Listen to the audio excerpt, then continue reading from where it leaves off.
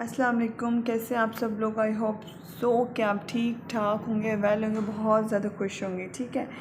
और मैं काफ़ी दिन तो नहीं कह सकती, काफ़ी मंथ्स बाद ये वीडियो बना रही हूँ और 5 to 15 ग्रेड की जॉब्स के लिए। और मुझे किसी ने कहा भी था कि ना, मुझे कमेंट भी आया था कि एक्सपोनेंट की आप कोई वीडियोस बनाएं और अपलोड करें। तो फिर काफ़ी टाइम से मैं ऑनलाइन ही हुई, कोई वीडियो अपलोड नहीं की, तो मैंने सोचा कि मैं अभी इसको अपलोड कर दूँ। चलो हम स्टार्टेड करते हैं। अब देखो ना, एक्सपोनेंट का मतलब क्या है और एक्सपोनेंट फॉर्म क्या है। ठीक है, इसका हम क्या करेंगे, इसका मतलब ये समझेंगे। चलो स्टार्ट करते हैं। अब देखें, मैंने एक्सपोनेंट के बारे में आपको बता दिया था कि एक्सपोनेंट को हम क्या कहते हैं। उसको हम वीडियोस में आपको एक्सप्लेन कर देती हूँ सही से। अब एक्सपोनेंट ये पेपर में आ सकता है किसी भी एग्ज़ाम में। तो एक्सपोनेंशियल फॉर्म क्या होती है? एक्सपोनेंशियल फॉर्म वो होती है, जैसे 2 है ना, 2 ये क्या है, बेस है। ये 2 यहाँ पे ये लिखा है सिंपल। अगर यहाँ पे 3 होता, 4 होता, 5 होता, 6 होता, कोई भी नंबर होता और उसके ऊपर पावर होती, इस तरह 4 होता है, 2 होता है, 3 होता है, कोई भी नंबर लिखा होता, तो वो क्या, ऊपर जो छोटी सी इस तरह लिखा होता तो वो पावर है। और यहाँ पे जो नीचे लिखा हुआ ये क्या है, बेस है। ये क्या है, तो इस पूरे होल को क्या कहेंगे हम, एक्सपोनेंट फॉर्म। एक्सपोनेंट फॉर्म मतलब कि पावर भी हो और बेस भी हो, तो उसको हम एक्सपोनेंट फॉर्म कहेंगे। ठीक है। आई होप कि मैं आपको क्लियर कर रही हूँ और समझा रही हूँ। अगर कोई भी कन्फ्यूजन होगी तो आप मुझसे कमेंट सेक्शन में पूछ सकते हैं। अब दूसरा क्या है, यहाँ पे 2 है, ये बेस है, और ये 4 है। तो यहाँ पे ये 2 क्या है, बेस है, और ये 4 है। ठीक है। अब मतलब इसका 4 का मतलब क्या है, 2 जो ये 2 है, इस तरह हम नहीं कर सकते कि 2 मल्टीप्लाई बाय 4। नहीं, इस तरह हम नहीं कर सकते। 2 मल्टीप्लाई बाय 4 हम नहीं लिख सकते। ठीक है।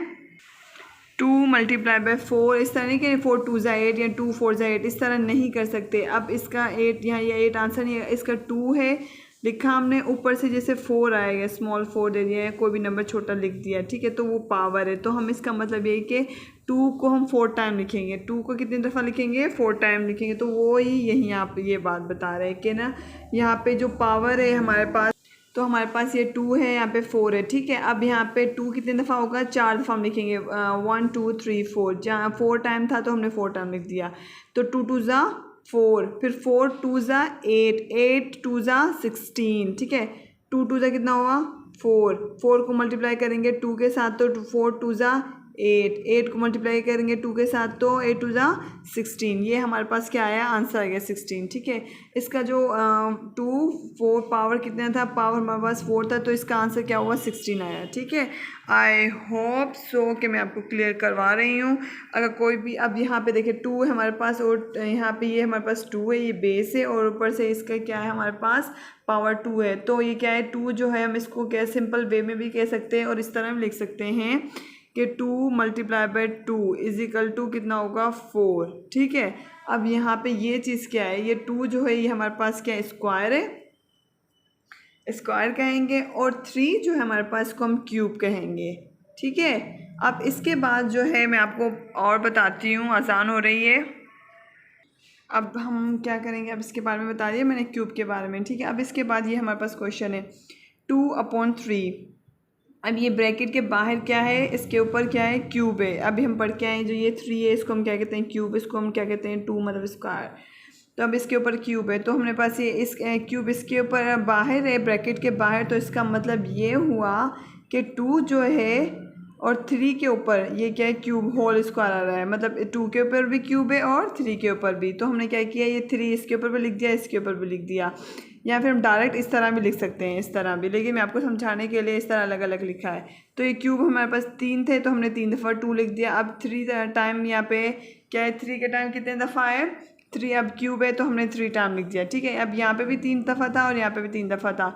2 2 ज़ा 4, 4 2 ज़ा 8 आ गया, 3 3 ज़ा 9, 9 3 ज़ा 27। पहले देखो ना, इस तरह नहीं करेंगे, 3 3 ज़ा 9, 9 3 ज़ा फिर 27। ठीक है। आई क्लियर हुआ। अब यहाँ पे क्वेश्चन नंबर अब दूसरा आ गया हमारे पास। अब यहाँ पे 2 है और यहाँ पे 5 है, और ये लेकिन यहाँ पे इसके ऊपर ब्रैकेट वगैरह कुछ भी नहीं है। तो ये 5 क्या है, सिर्फ और सिर्फ इसके ऊपर है, 2 के ऊपर। तो हाँ, अभी हम इसको 2 के ऊपर इसकी बात करेंगे। 3 के ऊपर कुछ भी नहीं है, तो हमने 3 एज इट इज़ वैसे ही लिख दिया।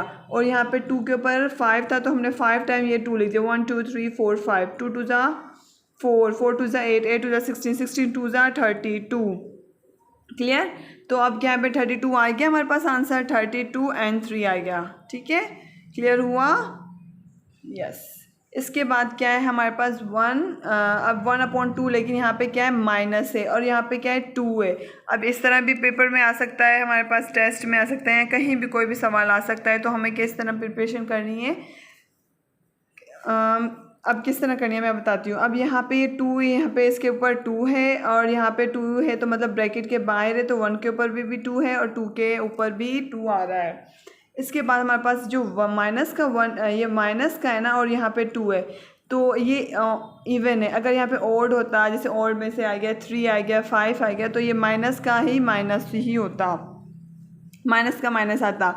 लेकिन अब यहाँ पे इवन है तो आप कैंसिल आउट हो जाए। इवन होगा तो माइनस जहाँ भी होगा ना तो वो प्लस हो जाएगा, आपको ये बात क्लियर करनी है। अगर ओड होता तो हम माइनस का माइनस लिखते। तो यहाँ पे क्या है 1 का 1 आ गया हमारे पास। अब हमारे पास 1 का 1 आ गया और यहाँ पे 2 को कितनी दफ़ा आए थे, 2 टू ज़ा 4। जैसे अब हमारे पास 1 को मल्टीप्लाई किया 1 तो 1 1 ही आएगा। अब यहाँ पे 2 मल्टीप्लाई बाय 2, 2 टू ज़ा 4, तो आंसर हमारे पास ये चीज़ आ गई। अब हमारे पास दूसरा ये वाला क्वेश्चन जो है हमारे पास 1 है अपॉन 3 है, तो 1 के ऊपर भी आएगा।